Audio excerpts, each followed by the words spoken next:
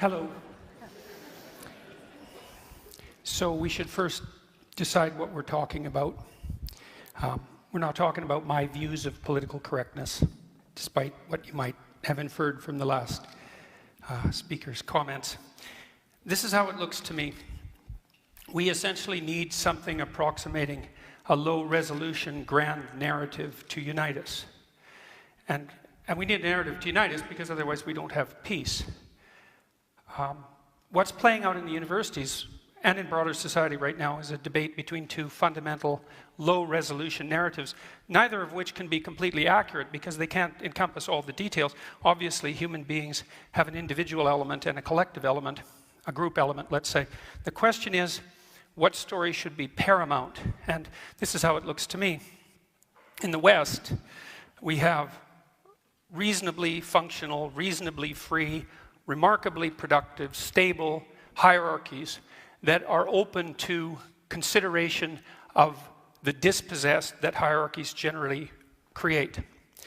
Our societies are freer and functioning more effectively than any societies anywhere else in the world and than any societies ever have. And as far as I'm concerned, and I think there's good reason to assume this, it's because the fundamental low-resolution grand narrative that we've oriented ourselves around in the West is one of the sovereignty of the individual, and it's predicated on the idea that all things considered, the best way for me to interact with someone else is individual to individual, and to react to that person as if they're both part of the process, because that's the right way of thinking about it, the psychological process by which things we don't understand can yet be explored, and by things that aren't properly organized in our society can be yet set right. The reason we're valuable as individuals, both with regards to our rights and responsibilities, is because that's our essential purpose, and that's our nobility, and that's our function. What's happening, as far as I'm concerned, in the universities in particular, and spreading very rapidly out into the broader world, including the corporate world, much to what should be its chagrin, is a collectivist narrative. And of course, there's some utility in a collectivist narrative because we're all part of groups in different ways, but the collectivist narrative that I regard as politically correct is a strange pastiche of postmodernism and neo-Marxism, and its fundamental claim is that no, you're not essentially an individual, you're essentially a member of a group.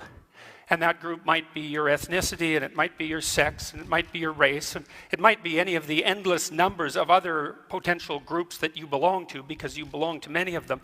And that you should be essentially categorized along with those who are like you on that dimension in that group. That's proposition number one. Proposition number two is that the proper way to view the world is as a battleground between groups of different power.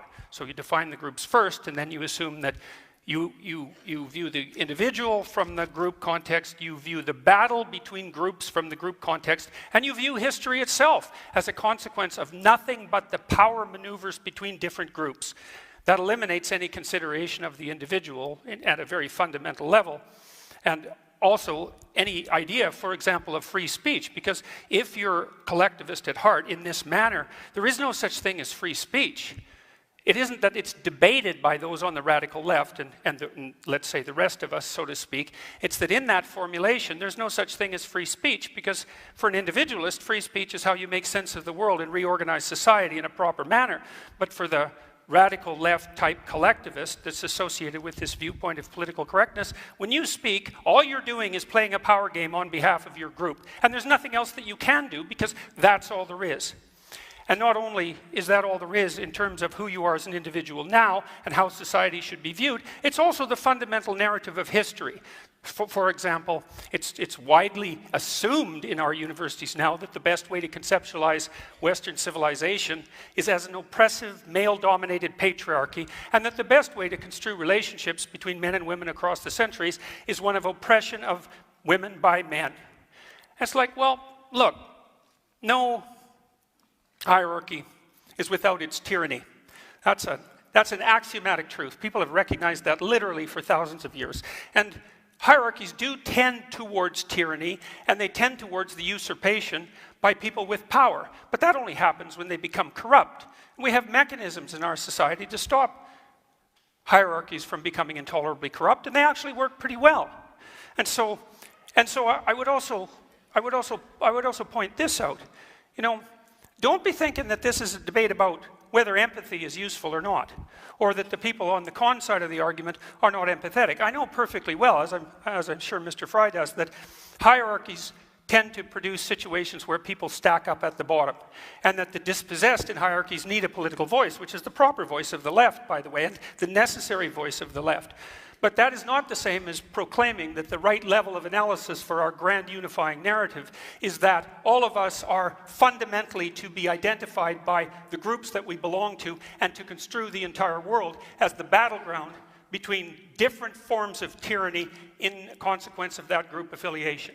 And to the degree that we play out that narrative, that won't be progress, believe me, and we certainly haven't seen that progress in the universities. We've seen situations like what happened at Wilfrid Laurier University instead. We won't see progress. What we'll return to is exactly the same kind of tribalism that characterized the left.